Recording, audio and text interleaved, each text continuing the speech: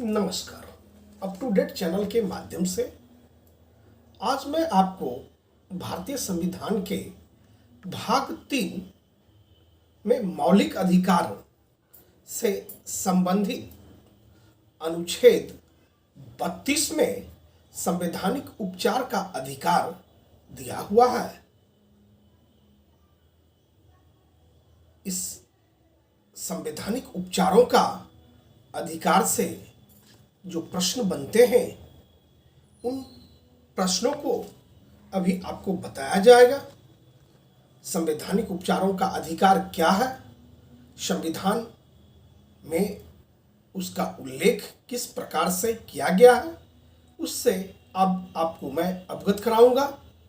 जैसा कि आप जानते हैं, संवैधानिक उपचारों का अधिकार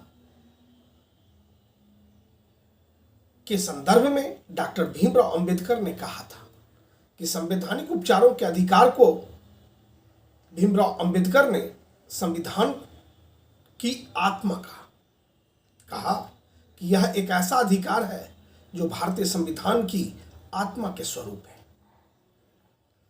अनुच्छेद 32 जिसके अंतर्गत मौलिक अधिकारों को प्रवर्तित कराने के लिए समुचित कार्यवाहियों द्वारा उच्चतम न्यायालय में आवेदन करने का अधिकार प्रदान किया गया है।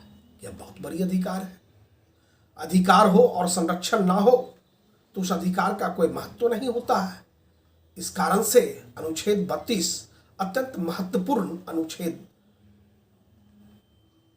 स्वयं में अपने आप को यह प्रस्तुत करता है, क्योंकि मौलिक अधिकार तो है, लेकिन अनुच्छेद 32 उस मौलिक अधिकार का पालन हो, हम सुरक्षित रह सके, इसकी गारंटी देती है।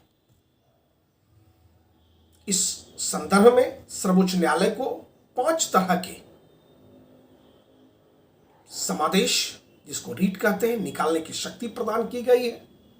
जैसे कि बंदी प्रत्यक्षीकरण, दूसरा परमादेश, तीसरा प्रतिषेध लेख, चौथा उत्प्रेषण, पांचवा अधिकार परीक्षा लेख।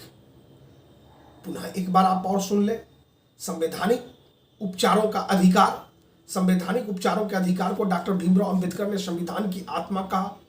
अनुच्छेद 32 इसके अंतर्गत मौलिक अधिकारों को प्रवर्तित करने के लिए समुचित कार्रवाइयों द्वारा उच्चतम न्यायालय में आवेदन करने का अधिकार प्रदान किया गया है। इस संदर्भ में सर्वोच्च न्यायालय को 5 तरह के समादेश रीट निकालने की शक्ति प्रदान की गई है।